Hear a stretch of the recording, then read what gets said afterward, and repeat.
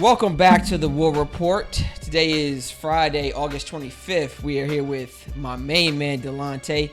Introduce yourself to the people. What do you do? You know what I mean? What are you into? Let's talk about some events coming up here in Newark, New Jersey, man. Just get a people the introduction, please. Well, my name Delonte J. Bass, a.k.a. Brother Sunflower. What I do a host of things. Born and raised in Newark. We got a comic book out. PB Soldier. Also, I do biking. Got a club called United Cycles, so we bike all over the state, New York, everywhere. Also teach STEM to the children, youth programs, science, technology, engineering, math. So that's just some of the things we do. And the rest, and I'm also in the political world, and the rest we'll talk about as the interview go on. Okay, man. Let's get right into the PB Soldiers, because not a lot of black people own their own comic book. Is that correct? Yes. I mean, it's growing. It's just the way the market is set up. You only see like Marvel and DC.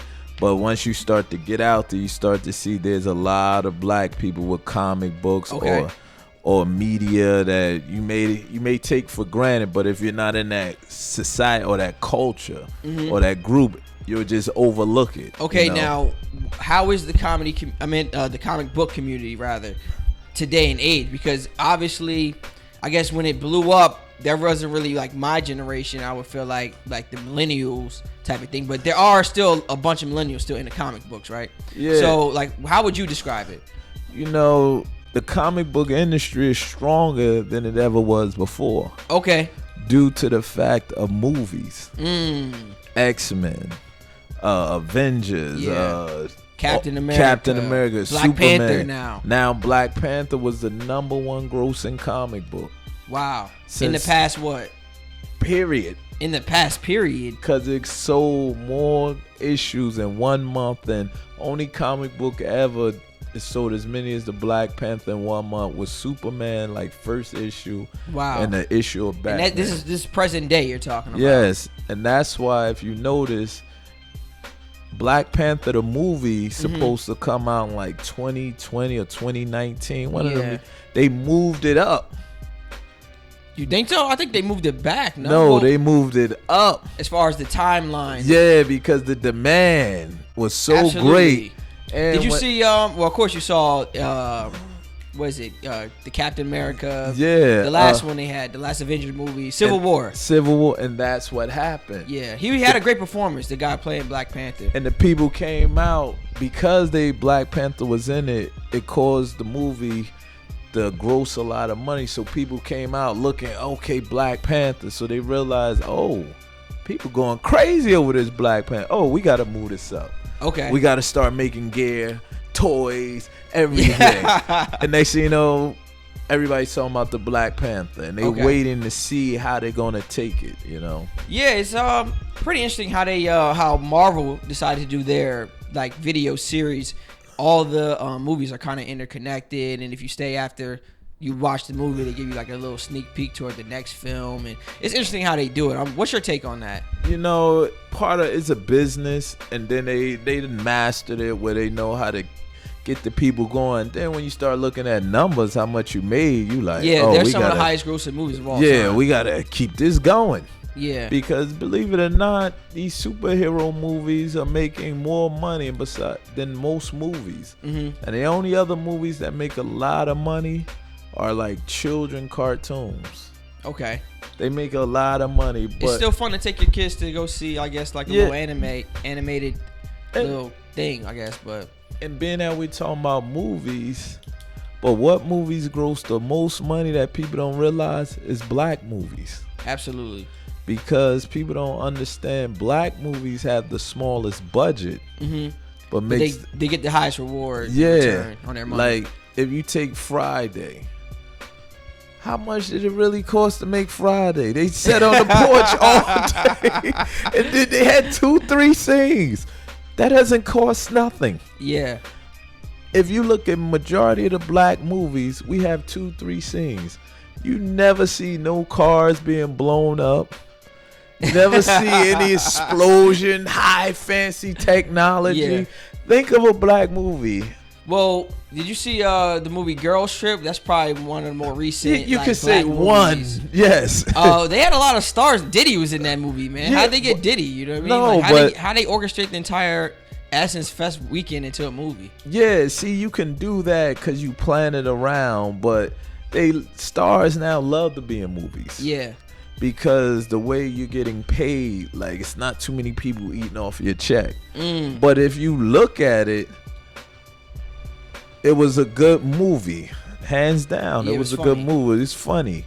But if you start to really look at it, name one black movie that had an all-black cast just about, that had major explosions and all that stuff. There was only probably one, and you can't even say it's a black movie, Bad Boys.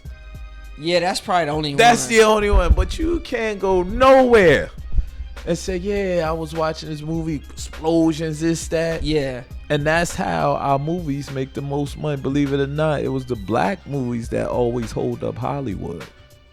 Really? What do you mean by that?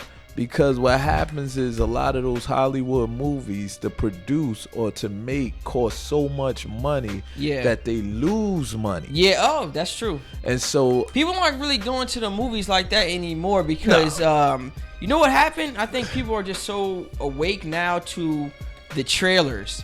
So like when we see trailers now, at least I am, right? When I see a trailer now, like they have all these special effects, this is blowing up, that's blowing up. I'm saying I'm not interested unless it's like the next big thing. You know what I mean? Like people want to go to the movie to see the next big movie. People don't want to go to see the movie to see like a whole bunch of things explode anymore. You know what happened? You're absolutely correct. We have become aware and conscious because it's became cliches. Like, oh, we seen that. Yeah, thing especially. already. Oh, you know what movies suck now? That thing. Scary movies suck now. Yeah, it's they're terrible. How long you gonna keep driving that in the hole? Yeah. So now you'll say, oh, that's just another XYZ movie, just a different kind. Now I don't want to see it. And what happened in people, not just in Hollywood but everywhere, a lot of people are losing their creativity. And because it's not genuine anymore. And what you're starting to see is everybody's trying to be like the next person. There's no genuine, there's no thought process going in everything. Everything's kind of superficial. And you know, social media is somewhat, or entertainment world is somewhat to blame for that. Okay. In one sense. What do you mean by that? Please explain. As in the sense of people are not real. Like, they take Facebook and Instagram, they made that their reality when it's not reality. Yeah. Or you see these reality shows and people are trying to live out these reality shows when they're not a reality, you know? Like, you ever watch a reality show? Which reality show are we about to throw under the bus right now? Just give me a great example. Love and Hip Hop. Were you gonna say Love and Hip? Did you just say Love and Hip Hop? Yeah, Love and Hip Hop. Black Ink Crew. Yeah, all of them. If you ever notice, Black Ink Crew's pretty good though. Yeah, but you ever notice they never eating. How do you sit around at a diner table or restaurant and nobody's eating? You talking about Love and Hip Hop specifically? Like, you ever see a lot? Yeah, all the nobody's eating. All of the scenes are staged, kind of. Yeah, or orchestrated. Yeah, in Love and Hip Hop, but good thing I don't watch that anymore, man. But I never did. They had a good run for like 4 years, man, where people were tuning in. I don't really tune in at all anymore. Like I totally let it go. Now here's another thing: who hangs around people they don't like? Only people on reality TV. Yeah, so that lets you know. Or fake people. We don't do that. Weak-minded people. If you can go hang out with your boy and you say such come, nah, I ain't going. But they'll still go. We don't do that. Yeah. And you know, so it's like, and then even the way they act, you're starting to see a lot of women even starting to display those same characters. A lot of men, like, you're not on TV. You go to the club. People lost their social skills. They at the club with the phone in their hand the whole time. They're not even. Trying to dance with the girl. She too busy in the phone. Yeah, man. You know, I mean, and that's the younger right now. You're preaching to the choir right now. It's the reality. And believe it or not, due to social media, suicide levels also increased. Oh my God. People don't realize that because people living their life based on likes or based on little issues. They having psychological issues. Yeah. Something in my generation, that never was the case. Somebody ain't like you, so what? I don't give a shit. Who the hell is he? What'd he do? Nothing. I don't even care. I'm on my own. I'm doing my own thing. Yeah, you know what it is? That's a good example, but like nowadays it's like a trail. So like social media, it leaves like a little trail. So like, say if I see somebody, I may already know them just from what I've seen on social media. Yeah. So to me, like I thought I was gonna have this conversation with like someone else, but I'll have it with you, right? So like for me, it's kind of weird to like run up on somebody just because I've seen them on social media, because I'm still kind of like, my ego is like, nah, who the hell are they type thing, like just because they have a social media page that I've seen before. Like, yeah, I'd rather meet them just naturally and then like have them not even know that I've seen their social media. I swear to God. See, I'm the same way. Yeah. That's because you're dealing in reality. Talk to the mic. You're dealing in reality. Yeah, that's why. Look at my. I don't even take photos anymore, man. I take Polaroids. Yeah, because I like Polaroids. You know what I'm saying? I don't like Instagram. It's the touch. It's reality. Yeah. Now, why should I go up to you and be like, man, you look at social media. I mean, you say to somebody, I look at Instagram, people taking pictures of bullshit. I don't give a damn you ate egg, sausage, and grits. Yeah, I deleted people like that. Like what? And Facebook is worse. Facebook is worse as far as that type of content too. And people taking 1,000 selfies. How many I see with you every day? You're in the mirror taking a picture. Oh God! Like, come on, are you serious? It's bad, man. You know, it's real bad. And I guess I come from a generation, like even when I go to the club and I go out, my generation, nobody really on their phone. Mm-hmm. Everybody's talking, but the younger gen in their 20s, early 30s, they texting on Facebook and Instagram while they out. Yeah. You missed the whole purpose of being out. You know, and it's sad because I know that's your generation. But I have no rebuttal. I have no rebuttal. Yeah, I think y'all need help. That's what's so funny about it. Like, that's what's so funny about it. I have no rebuttal to that. You know what I mean? I don't know why people go to their club and be on their phones. I know I'm guilty of it sometimes. Sometimes I'm in the moment. Other times, you know what I mean? You want to either capture the moment for people who follow you on social media. That's one excuse you can use. Another excuse is, you're just wasting your time. You're buying time. I don't even know, man. But it's really no excuse. But yeah, it's no excuse because you think you're capturing the moment, but in actuality, you're not living in the moment. Yeah, this is it.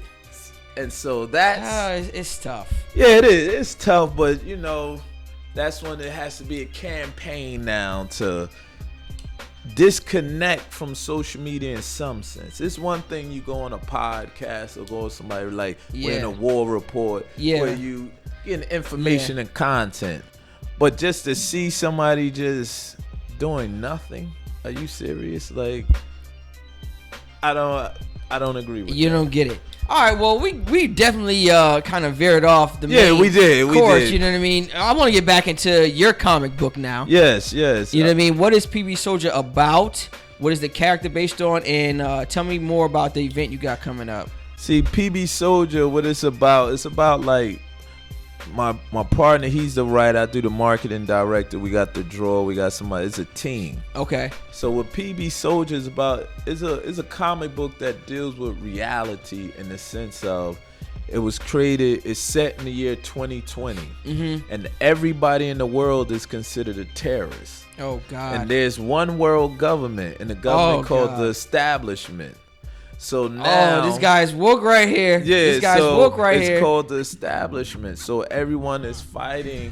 Everyone that's a terrorist, you're on the terrorist list. Yeah. And so our character Nat Cummings, he's a computer hacker. The main character, he's a computer hacker. So what happens is the government recruits him. And he has to do assassinations for the government as a payoff, whatever. So now he's like a indentured servitude almost. Oh my God. And so he's fighting against the resistance. So there's people that's fighting against the establishment. Yeah. And what you have in modern times. This is real. This is all very, like, this is deep. Yeah. A lot of people don't even understand that component of it. Yeah, and Big Brother watching everywhere. So that's what the comic, and then you have like the ATF, you have the stat, all of them wearing black. Yeah. Whatever, like martial law is almost set in this time. And so Nat, as he begins to fight against the resistance, he begins to have visions of his ancestors. Mm-hmm. So at the vision of his he becomes torn and conflicted. And that's where the story goes from there. So you see where it unfolds. So one thing about it, the story, the way we created it, it deals in modern time where people can say, wow. This sounds like a movie, man. Yeah, and that's what we're going for. This sounds like a real movie. Yeah, like we already got the script written for the movie, and this is gonna be that's a banger right there already. Just because the shit that I'm into, the shit that I pay attention to on a daily basis has to deal with that, and the war, like on War Report, right? When I want to get this out to people, that's the stuff that I really want to discuss. Yeah, you know what I mean. The one world government that possibly is coming, that is behind a lot of the things, the establishment, the resistance. Yes. Do people really understand that today in modern times? Is that why you based it in the future? Yeah. Like, that would be my question. It's based in the future to let you know where we're heading. Yeah. But also, so people speaking to the mic. It's based in it so you'll know where we're heading. But the reason also to give that futuristic spin, like a sci-fi almost. Yeah. So it's like it's a mixture of all. You can play with the technology. Yeah, you could play with it. Certain things that is not out now, we could put it in a comic book. Just like how you look at Star Trek. Star Trek was showing you things that came out 20 years later. Like what? I never really watched Star Trek. Star Trek, like flying cars. We still don't got flying cars. No, Star Trek was the ones who had the phone, the watch phone. Oh, all the technology you see today with your cell phone. Star Trek had it. Okay, wow. So I did not know that. Majority of 3D imaging, like the virtual when they had Tupac on the stage. Star Trek had that already. Yeah. 20 years ago, 30 years ago. Star Trek, Star Trek had most of the technology you see today. Oh, wow. And so that's what this is about. We can play with that technology. Some things can come into real life and some can't. Okay. So that's what the comic book, and then it's like to say, is a war amongst us right now. Yeah. Right now, everybody's giving each other. Go get your gun license. Yeah. You better start going to the shooting range. Yeah. Are you talking about now? When you say that, are you just saying it to just say that that's what people are saying, or is that the vibe that you're on? No, that's the vibe. A lot of people are waking up on now. Yeah. Like if you go online, more and more people are going to get their gun license. More and more people are going to the gun range. Yeah. Because they're waking up. They like, whoa, war is amongst us. Yeah. How can you defend your family? How can you defend anything? Your property. Yeah, your property. Your privacy. Yeah, so eventually that's what we're coming down to. Yeah. And a lot of times other people may get upset. But there's nothing wrong with gun ownership. And so in our comic book, we deal with defense and deal with like teaching you that like the way to deal with science, technology, and things of that nature. But we want to show people where things are heading. And you see it now. Yeah. And you like, man, it's Big Brother is everywhere. Yeah, it's crazy. They got cameras everywhere. Like cameras where you shouldn't be cameras. Yeah. Camera at a light and nobody's there. like, what is the camera for? Yeah, man. So I guess just from speaking with you, right? I know we would veer off into that type of conversation. Yes. But now we're here now. So like how in what depth do you take that threat kinda to I guess humanity and society like seriously enough to like you talk about it with other people for one, because like usually during my day to day, you're like we don't discuss these type of things, right? Yes. And another question would be like, where do you think it's going in reality? Like that would be my next question, man. Because now we're getting into we're solving the issue by speaking about it.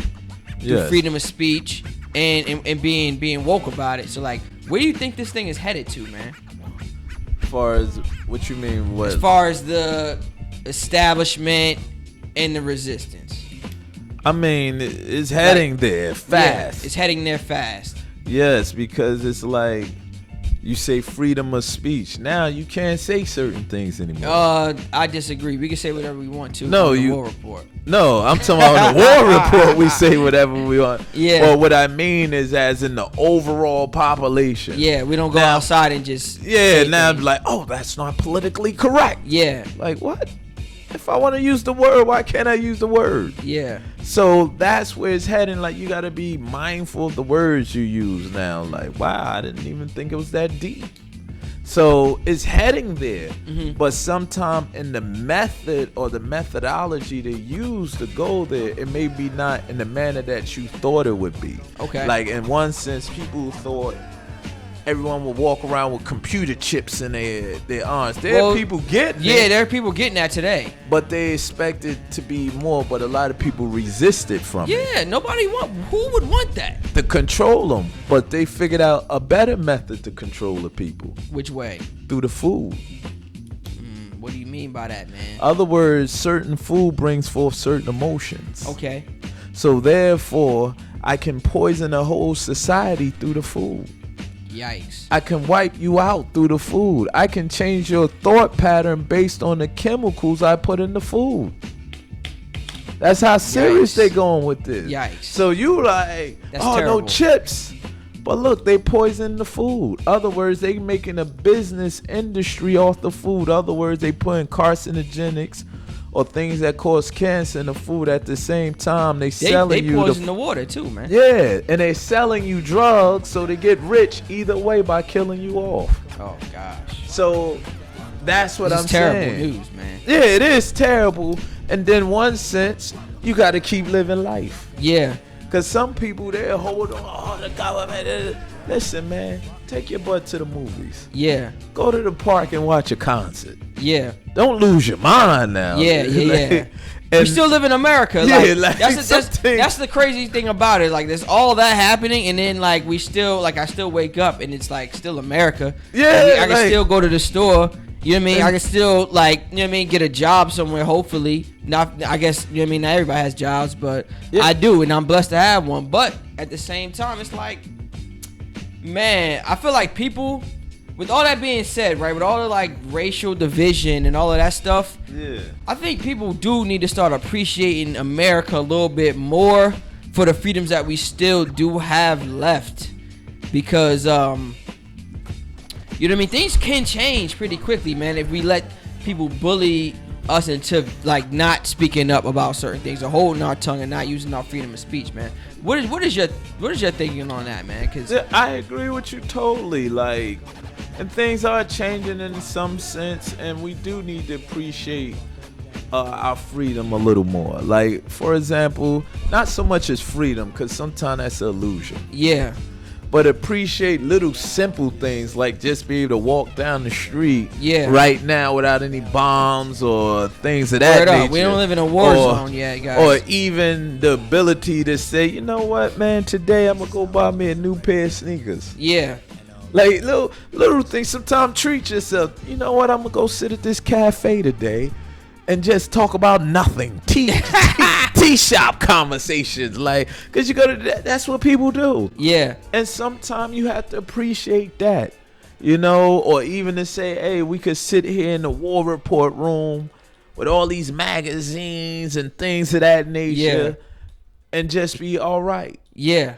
You know, like, yeah, I'm cool. I'm having fun. You know, like, yeah, when we done, let's go eat a veggie burger or something like nah, that. I'm not on I that know wave. you're not on that way, but I'm on that way. You But on that you ain't wave? on that way. I ain't on that But wave. that's what we on now. So I'm just saying, I'm pulling you to that way. Just Okay, like okay. you pulling me in the war report room. Okay, you know what I okay. mean? All right, well, we veered off again, but it's all good, man. We on the highway. We on the highway right now, cruising in our lane. Yeah. Let's talk about this event tomorrow, man.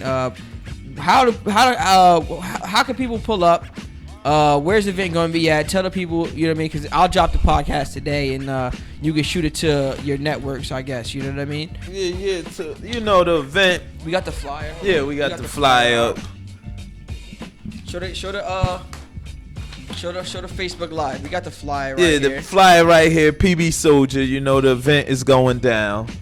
You know, it's tomorrow from 4 to 8. It's all black affair. You know, just wear black. It's free, a black semi-formal. Okay. And you just RSVP at pbsoldier.com. Mm-hmm. And it's at NJIT, the Innovation Center, 100 Summer Street in Newark. This is dope. It's the old Central High School. Listen, people, if you've never been in this building, it's a must-see building. The amount of money, resources they put in this building. And honestly, we have to start taking advantage of the resources that's in our city, in the city of Newark.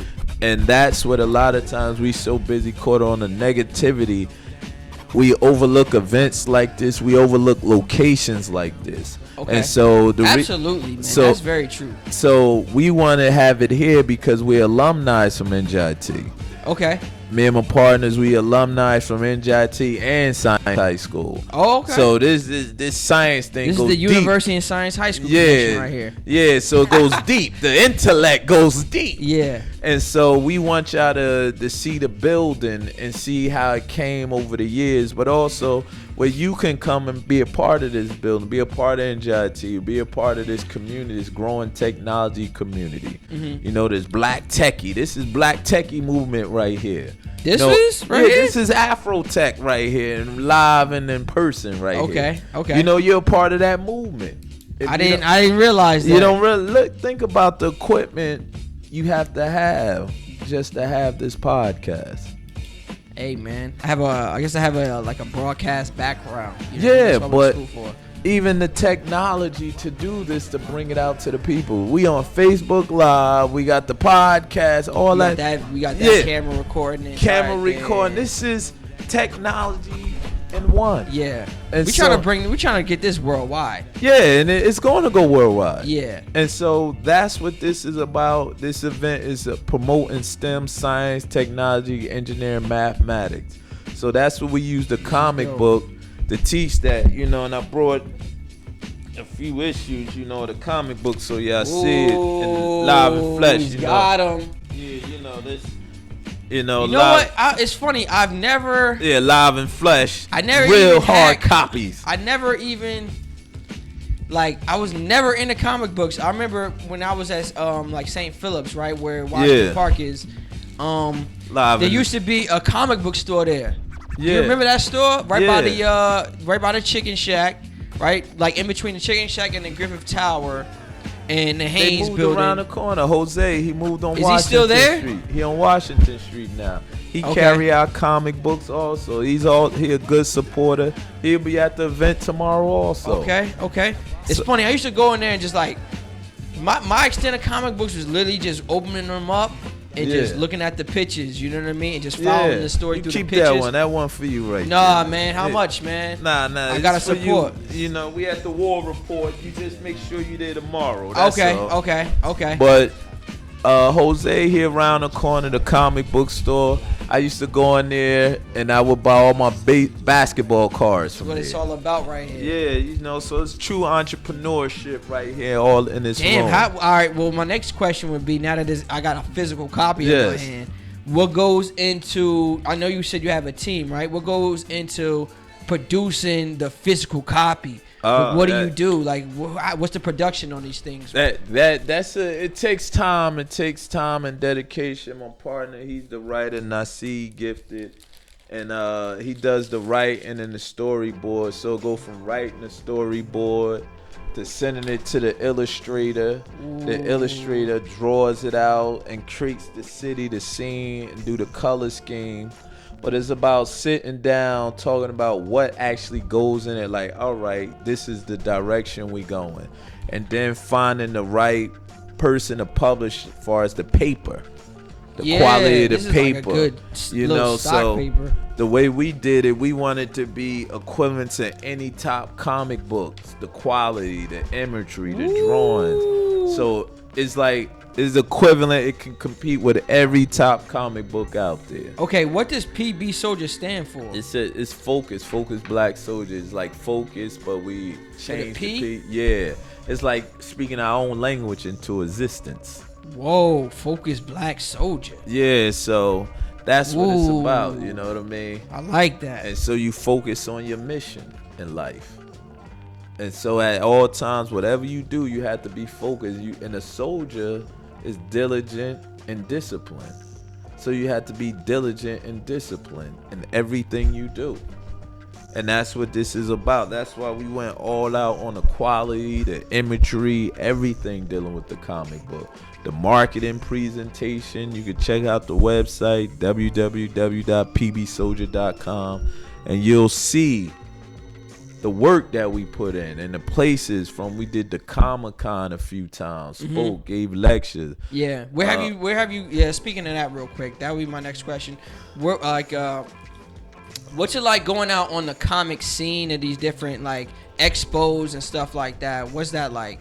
You know what? It's a cool experience that I tell everybody to go to Comic-Con, blow your mind.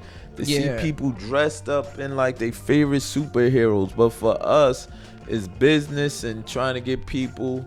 And so sometimes you could be a small fish in this giant pond around sharks and things of that nature. Yeah. And so part of the business side is you have to pay some time for vendor space. Yeah. And the Comic-Con is very costly. And sometimes you don't make your money back, but it's the investment you put in to get known. And sometimes people don't realize you have to invest in your business. It ain't always you make your money back. But that's part of the marketing. Like when you tell people, yo, we was at the Comic-Con, had booths 3 years in a row. That's one thing. But now when you tell them we had workshops at the Comic-Con, which is almost hard to get in. It's hard to have your own workshop at the Comic-Con. We had workshops at the Comic-Con. Okay, what city? What city is in New York City? New York City. Over 100,000 people come out to the Comic-Con. Oh wow! So now you're getting out there. And then we go to Detroit, do the Detroit Fest. We go to Maryland, all over California. Different Comic-Con, small shows, New Jersey, everywhere. So many of them. After a while, you start forgetting the names. You just like, oh, that's who we at. Yeah, we there. Okay. And so it's and of course some events are bigger than others. Yeah, E-Bach out in Philly, we do that every year because that's like family. Then we have our own comic book festival at Central High School. We just had the third one called the Kim Comic Fest. Okay. So that's what's the lookout on that? Like, what's the turnout? Do people? Couple of hundred and people responding because it's new. This year was the third year. Okay. So each year has grown, and so this came out of our own mindset after going because we realized, hey, we need our own in Newark. Yeah. Like from Newark, we did the one in Harlem at the Schaumburg. Oh wow. That was thousands come out to that, and you start to realize they come out. People that not even into comic books come out because it's a different event. This is a different vibe right here. This is crazy. And this is my first time realizing how crazy it really is. Like, you know what I mean? And this is like the whole concept behind it. The character is just so dope. You know what I'm saying? You got you know what you should do? You gotta hire like a little model or something. You know what I mean? Come in and dress out. Hold on now, man. Brother. Hold up. Listen. We even got costumes for our characters. Okay. So if you check out the website, you'll see. All right, tell people how they can follow the website. What's the website? www.pbsoldier.com. pbsoldier.com. Okay. So you just check that out. You'll see we got actual costumes, our own character for the thing. We got even our own little men that we made. Wow. We got our comic books on skateboard decks because we did skateboard tournaments, things of that nature. So we take this in many different facets. We even have it where you can hire us to do your kids' party where we have a Nerf war where you have the resistance and the establishment. And when we come out and you hire us, we provide the cake, we provide the Nerf guns, and everybody get a comic book. things of that nature, you know. So it's like a PB Soldier comic book party. That's hot. So that's what we do also. So we taking it there. Then we also getting prepared doing a movie script. We got that written out. So we getting prepared to do a movie and a play. Ooh. So, you know, just look out for it. That's all. Yeah. This is something special in the making, man. This episode 2.5 I got right here. Yeah. How many episodes are you guys up to right it's, now? 3 is episode 1, which I don't have on me. Then 2, then 2.5, then 3.0. If you come out tomorrow, that's the one we shall be releasing. Ooh. So that's why I don't have it. It'll be released tomorrow. So it'll be something big. It's gonna be a big event with so far over 200 people RSVP'd alone. Okay. Not including people that didn't RSVP, just say I'm gonna be there. Yeah. Okay. So you know it's gonna be a big event. All right. Make sure you guys dress out in all black, man. Yeah, that's all. I'll just wear your all black. That's it. We just want it semi-formal, man. you know, and just want the people to come out and see entrepreneurship at its highest. Ooh, okay. Or as Jay-Z said, black excellence. Ooh, black excellence. That's what we going for right now. Black excellence. I love it, man. You we like in the it, war report right now. Black excellence movement. Yeah. I'm pretty sure my phone's gonna die pretty soon, but it's all good, man. We just gonna roll it out till my phone dies, and yeah, it's all good. But we still recording this podcast though, so let's get back into that. You spoke a little bit. A subject I wanted to talk to you about was just Newark in general, right? Because you're one of the familiar faces that I've known since like I was like in high school. You know what I mean? And you talked about some of the resources that Newark has and how, of course, the city is coming up and it's being shown in a different light all over the world. And the War Report hopefully will be a part of that. You know what I mean? So we'll be PB soldiers. But what's your opinion on the resources, man? I guess the downtown community, like the community that you will see downtown, is a nice small knit community right now. Yes. That's kind of what I noticed. Just this week, you know what I mean? Getting back from New Orleans. But as far as the outskirts of downtown, like I don't think they're really even. I don't even think they're paying attention to what's really happening in their own city. For the most part, like the larger population. I'm gonna say this is a tale of two cities. Yeah. Coming from the background, far as politics, even running for office, and knowing all the people that run downtown, that clique, that group. Yeah. Then born and raised in Newark and living up in the neighborhood and knowing the people from the street level to all levels. Yeah. They're regular level, neighbor level, neighborhood level. Yeah, the neighborhoods. Yeah. The real Newark. As we say, the real Newark. Yeah. Because what has happened, I start to notice that, and I was talking to somebody, and I said, everybody now putting Newark this, Newark that. But when I was coming up, we were saying Newark. Nobody wanted to claim Newark. Yeah. But the neighborhood was claiming Newark no matter what. Yeah. We bled Newark. But now everybody, Newark this, the Newark Renaissance, the Newark this, which is cool. But we don't want people to assume that that's only Newark. Because that somewhat is that. It's still a very small portion of me. Yeah, it is. It's very small. You know what I mean? It's something like that's starting to become like, yo, like this is like pretty, it's accelerating. It's a hipster, as they say. The hipster. Not even, and that's what it is. But we want people to know before all that, Newark had culture. Yeah.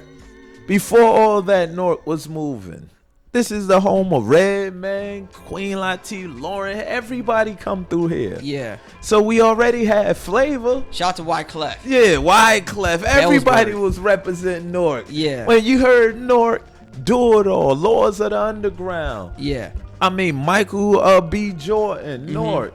Tisha from Martin, Newark. JD, Newark. JD who? JD Williams from the Wire. Oh, yeah, JD Williams. It's another brother. I'm sorry I don't know his name, but he's on. He was on Power on the episode of Power and did a lot of commercials. Newark. Then you got Michelle Morgan, who was a teacher at Science High for a little bit, who played in a lot of movies. She's from Newark, and her father, he's like the neighborhood man, Michelle Morgan. She did a lot of the voiceovers on the Boondocks. Oh, wow. On the McDonald's commercials. Wow. She was in New Jersey Drive and Movie at the Movie. She's from Newark, born and raised, still live here. Wow. And this is I don't even know who that is, man. yeah, and her husband Tobias, he in movies. They live in Newark.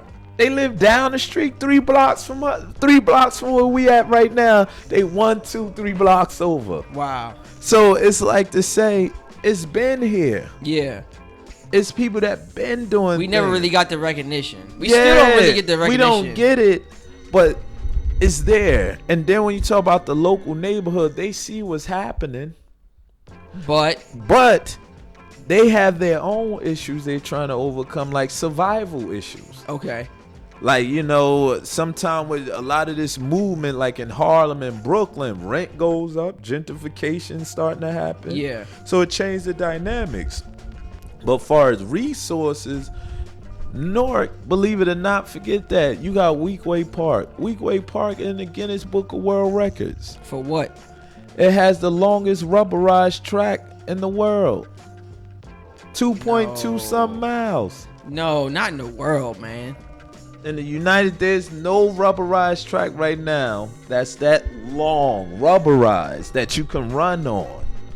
In the world? It was in the Guinness Book of World Records. Man, what year was that, man? Period. I have a hard time believing listen, it's hard to believe. No way. Even another resource. Nah, man. Think about when you think of JFK, the rec center. Yeah. Got Olympic-sized pool. Oh, no, I do that. I swim in there. And believe it or not, the roof opened up. Yeah.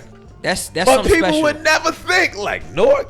But I've been going. No, actually, I'm a trendsetter, man. I've been going there and putting it on social media that I go there. But a lot of people don't know that. Getting it in this summer, getting laps in. Yeah. Not a lot of. Nobody my age was out there. No, I was in there with the people, senior citizens. Yeah, that's. I'm out there. But I do JFK. Think about that. Here's another thing people don't realize right now. Newark has a car museum. Yeah, Avenue A. What you Yes. talking about? Avenue A Club? Yes. You can't really go in there. I went to many events in there. I've been to an event in there. And not only it has a car, the car museum, but also in the same building, you can rent Lamborghinis. Yeah, that's a fact. Top-notch cars. Ferraris. But no one knows that. Only a few people. I know that. Yeah, you may know. I know it. We may went to an event. But how many people know that? In Newark, not many. Like, man. what? They got that? Very got select classic few. motorcycles and cars in this one building. Yeah. Like you go on to Southwood. There's a church on Clinton Ave. It look like a church, but you go in the back, it's a theater that sits 1,200 people.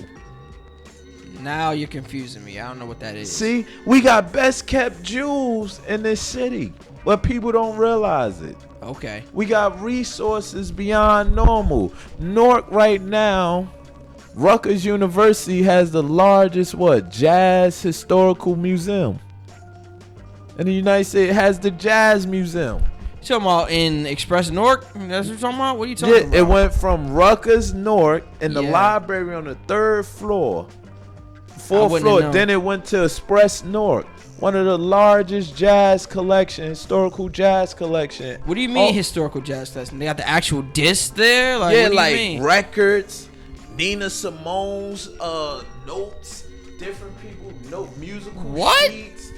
Is it all and it's all just Newark and Jersey based as well, or did they get that from all over? Worldwide. Worldwide. Like jazz artists from all over. Okay. But how many people know that? We got the historical jazz museum at the tip of our hands. I lucked up on it because I was in Rutgers in the library. And I just was like, Thurford, what is this? And the guy that runs it was like, come on in. Yeah. And started talking to us and gave us a tour. Like, yes, we even got it where the room closing is airtight so some of the stuff don't get damaged. This is news to me. I've been in Rutgers library like Been once there or twice. for decades. I've been there a bunch of times, but I never been upstairs to the third floor. Yeah, and a lot of it's either 3rd or 4th, but it's been there for years. Okay. And these are like jewels all over. Like you go on the North Ward, I'm in the East Ward. They got the rec center with an ice skating rink. in there. They used to have free ice skating that the public could use. They shut it down. Now the school use the East Side, one of them. But we got a lot of Jews in the school, in this city. I mean, and it's growing more and more. It's just that the information is not there. People don't know. Okay.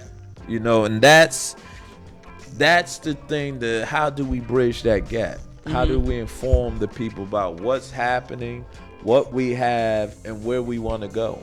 Okay.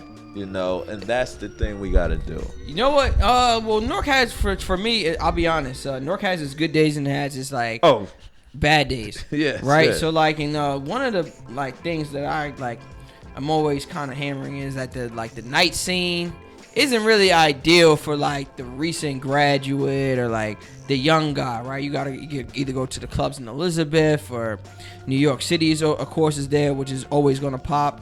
And I always, like, when people say, like, oh, yeah, like, Newark, you know what I mean, it's coming up in certain different areas. One area that's, like, into me is the nightlife, and I just feel like other areas that are close enough to Newark, they're not going to ever slow down for Newark. So, like, Brooklyn, they're not going to just reverse course and be, like, the corny spot now just because Newark is going to go popping. You know what I mean? Like, and neither is Manhattan. You know what I mean? So, like, for Newark, how do we get past that? You know what I mean? The fact that we do live in an area that's, like, still has way more popping parts that we probably will never really reach the height of. Yeah. You know what I mean? But we're still coming up in our own lane, kind of. Like, how do we get past that, you think? Here's the thing. A lot of times we try to compare ourselves to New York City. Yeah. A lot of cities. And it just doesn't New York work.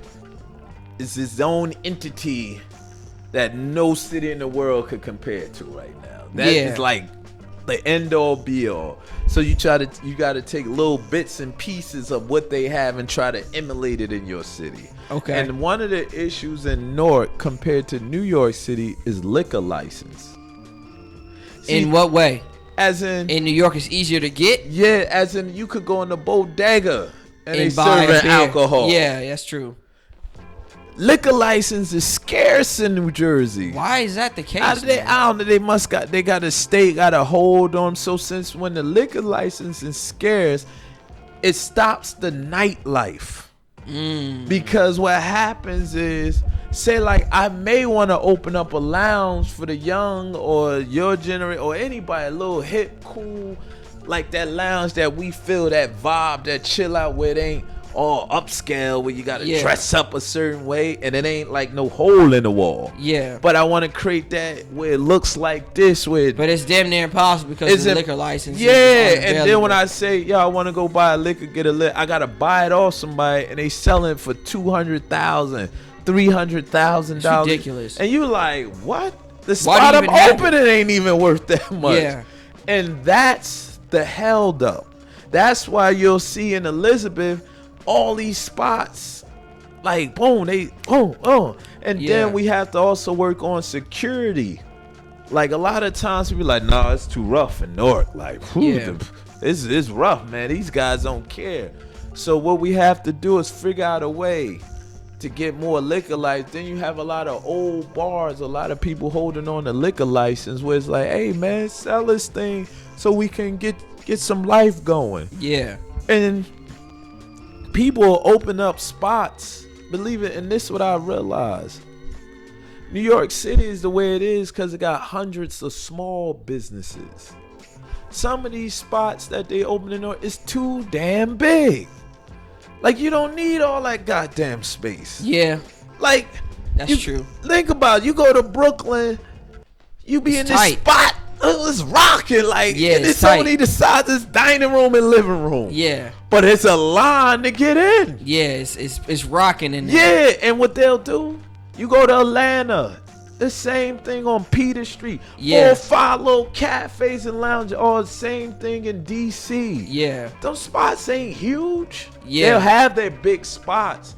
They have their areas, but for most part, like, if you really want to do the square mileage on the spot, it's small. Yeah, so what we have to do, we got to even New Orleans is like that. Yeah, we got to get out of that big box joint and start getting into where the spot is the size of somebody's apartment. Yeah. And just put like 4 of them all next to each other. So, and then where people just go in and out of each one. Yeah. That's how you create the scene. You have to create it where we don't really have a walking strip. Yes, so we have to create it where you open up a cafe, I open up a lounge cafe, he open up one. You may sell tapia, he may sell sushi at his lounge. I'm selling vegetarian food. This person selling some New Orleans stuff, and we all got liquor license. We all got a DJ, and we all letting it be free. And then you may do poetry. I'm doing jazz this night. You doing poetry this night. This person doing trap music. This person doing club music. Yeah. And every spot free. Every spot got a line. Got a line, and you can walk in and out of each spot because it's free, and you not bound. Like, well, yo, I'm next door. Where you at? So now your friends come. No, I went next door. So now you just bouncing in and out of each spot. But that's how Atlanta is. Yeah, that's how Atlanta is. That's how Brooklyn is. That's how Hoboken is. You just go from spot to spot. Yeah. But in Newark, the spot's so huge. Yeah. And people love to be on top of each other, whether you want to admit it or not. I don't know what it is. Think about. Nah, you know what it is, man? It's like I'm not sure what you would call that theory, but just like the fact that people are next to each other in like a smaller capacity makes it more like lively. I don't know. Yeah, I think it's the family theory. Okay. Think about it, when you and your cousins, everybody in the house deep together. Yeah. You love that feeling. Yeah, okay. And that's that bond. It's the family bond. If you want to talk about Newark, the local neighborhood versus the downtown, and I go to every spot, I can take you to the local bars in Newark. There's a spot on Broad Street called Chester's. Listen, Saturday and Sunday, you go there, the spot opens up 10 a.m. It's a line, a local little bar. In Newark? In Newark on Broad Street. Ram packed. I'm talking about if you don't get there early, you don't get a seat. People around the whole thing, they eat shrimps. The joint be so packed. Chester's? Where is this at, It's like a little bar on Broad Street as you pass the precinct. What precinct? You mean Broadway? Broadway. I'm like Broad Street. Yeah, you go down there. Yeah. Ram packed. It closes at 6 o'clock. PM. It be so packed you'll think a festival is outside. God damn. But it's a little hole in the wall. Okay. but this spot be packed. Little spots in Newark all throughout like that. Rather in the East Ward, it's just spots that ain't that big, but people there. And you like, wow, what's going on? You know, and that's the thing you saying, why is everybody in the local neighborhood? And then it's a thing called price of a drink. You know, like, you go to Chester's, you may get a shot like this for like $8. That's a good amount for $8. Yes. Oh, boom. And they free pour. Yeah. It's a difference from free pouring and using a nozzle that calculates the drops. Yeah. You go to Los Irvington, different areas, they free pouring. So those be the spots that be crowded. Because at the end of the day, sometimes you come downtown and you may go to some of these spots and the drinks may cost you $16, $15. Now you understand because they rent and overhead. Yeah. But you like, wait a minute. How am I having a good time in here? Yeah, like, damn. 2 drinks, Guess I'm already. It's just like one drink and then I'm done. I'm done. You down 2 drinks, you down $40. Yeah. And not including you made park to get here. Yeah. It's just not ideal. And that's why you like, what's going on downtown? And a lot of times they're not consulting the younger generation about what is it you want to see. Yeah. Because sometimes you don't care about all that fancy shit. Yeah, you just want a lit party to go to. Yeah.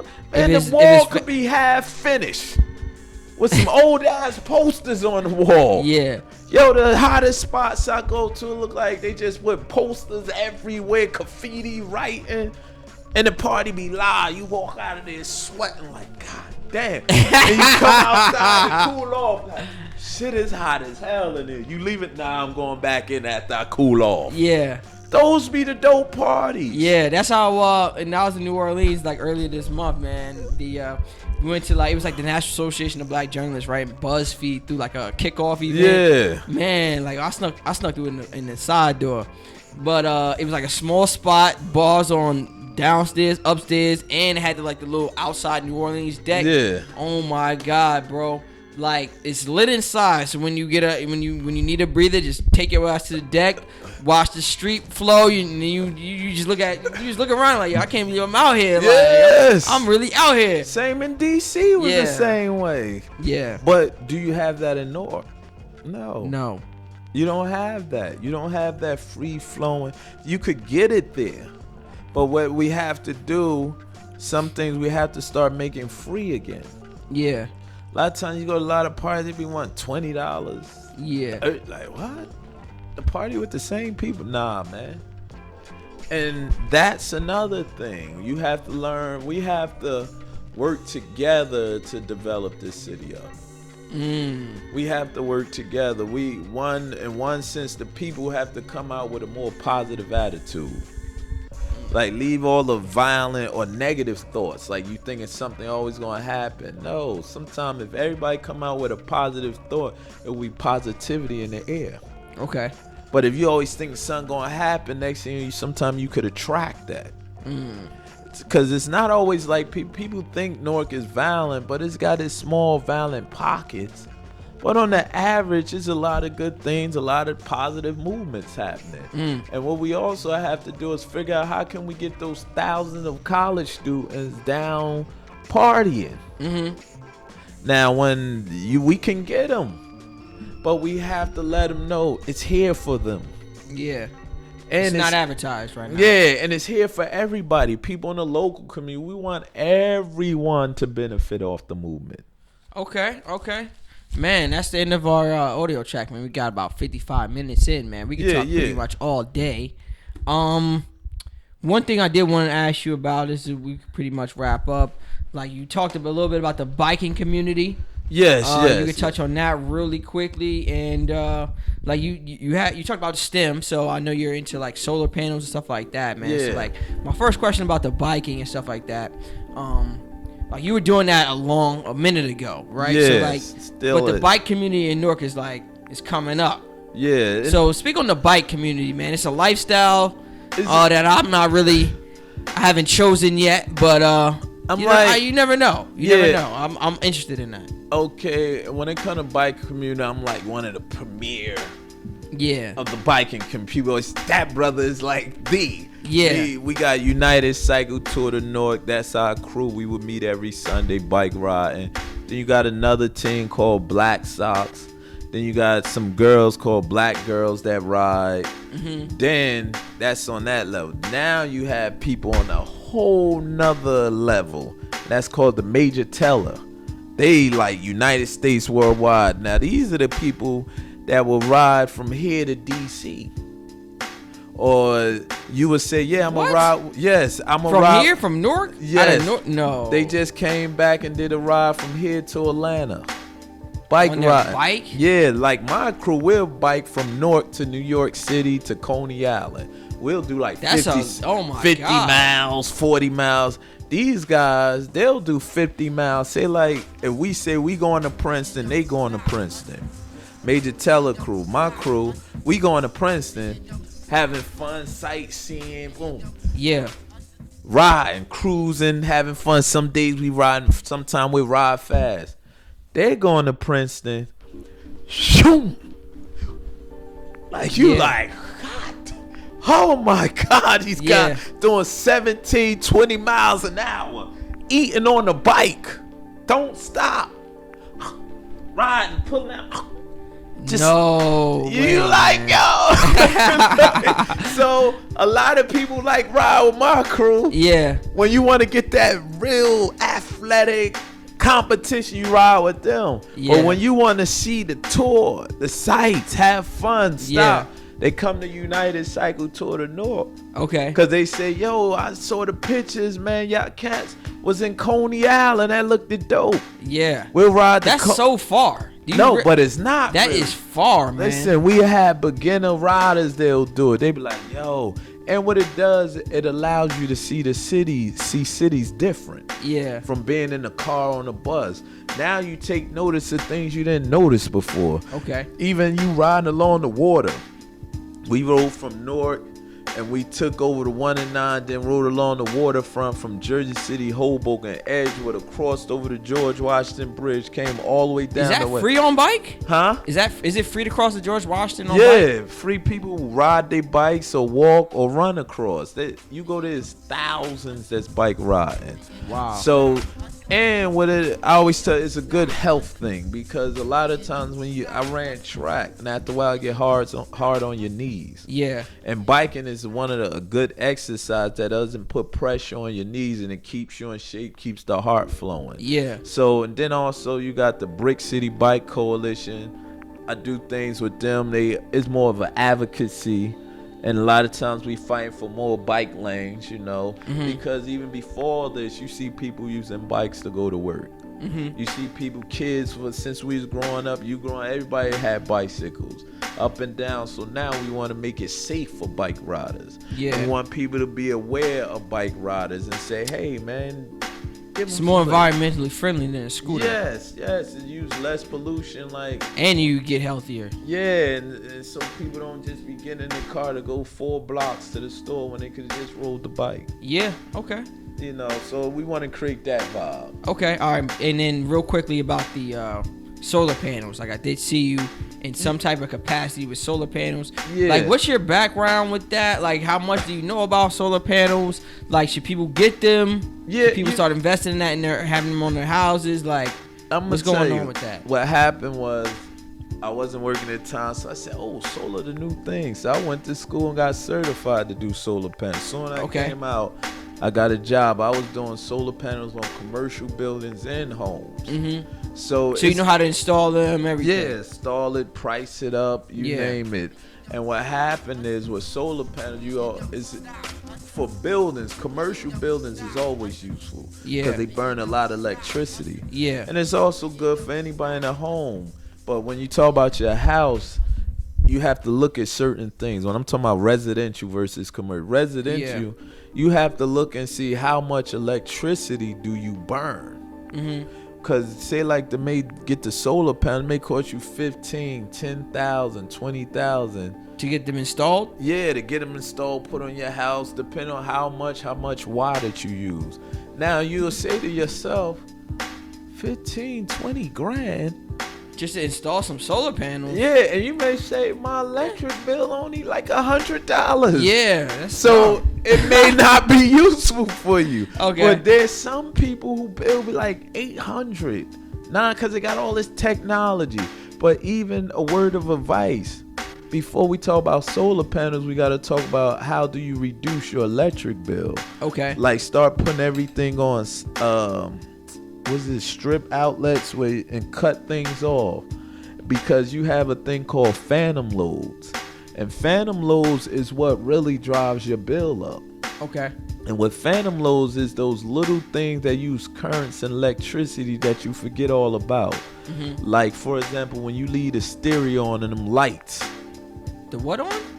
Know how you have your stereo on? Stereo? And you leave it plugged up. It's a little lights inside, or just to see the little glow, the little display. Yeah. Your cable box, or say you leave your computer, your charger plugged in. Yeah. It's little lights, so it's using a currents and stuff like that. Even if it's not plugged into a phone? Yeah, so some things you need to unplug. That's why they'll say steady having an electric clock that you plug in. Get a clock that just sits that run by batteries. Yeah. So put everything in outlet strip. Unplug your microwave. Really? Yeah, because that clock, the time, is burning electricity. Wow. And once you start to unplug all this stuff that has these phantom loads, little lights, things of that nature, the display lights like you see on the cable box, all that. Once you start unplugging all that stuff, put it on outlet strips where you just click when you leave out, you'll notice your bill will drop 1/3 or even half. Wow. Yeah. Just plug off the power strip, huh? Yeah, use the power strip. I don't do that, man. I just turn it off. Nobody does the power strip. They just like, turn it off, turn off the computer, laptop, but it's still burning electricity.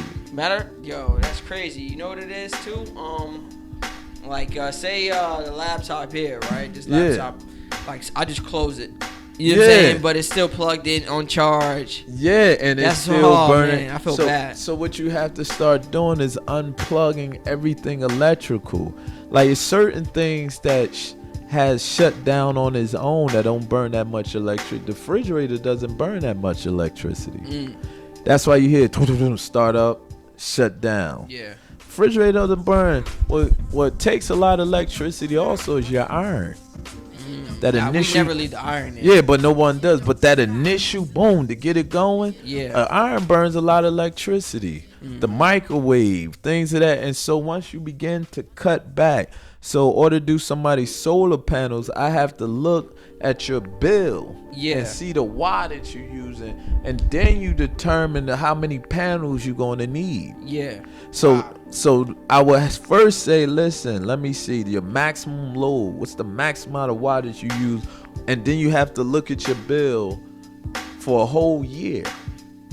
Because in the summertime, you're using AC, you may be burning more electricity than the wintertime, or depending on if your heat operating off of baseboard and electricity. So you look at the bill, then you determine, that's a determining factor. So, I did jobs all over for different companies.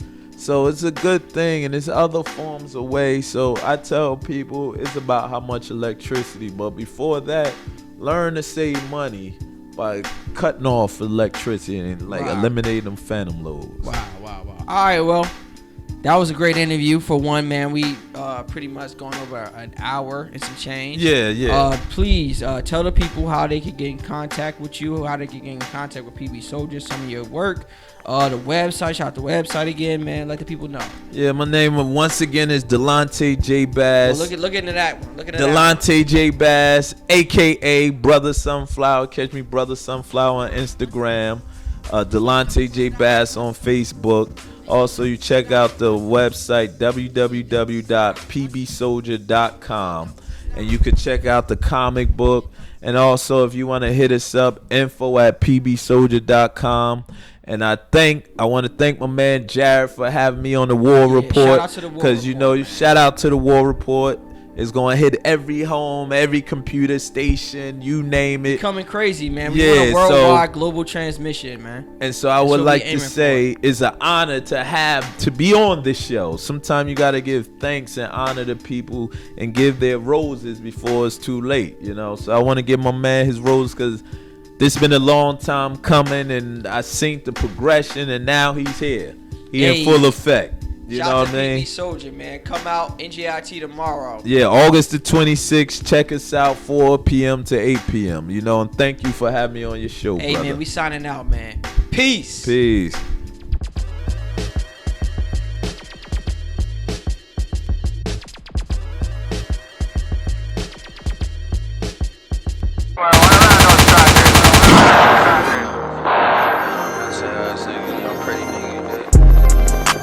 Shorty wanna ball with the ting.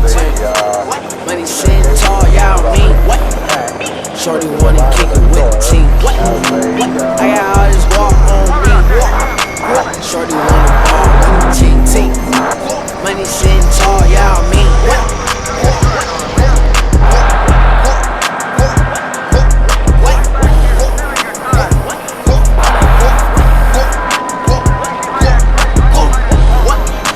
Shorty wanna ball with the team. Money sitting tall, y'all mean. I'm counting all the squad on me. Counting all the squad, you know what I mean? Sipping on that motherfucking lean. Bet you seen motherfucking lean. Niggas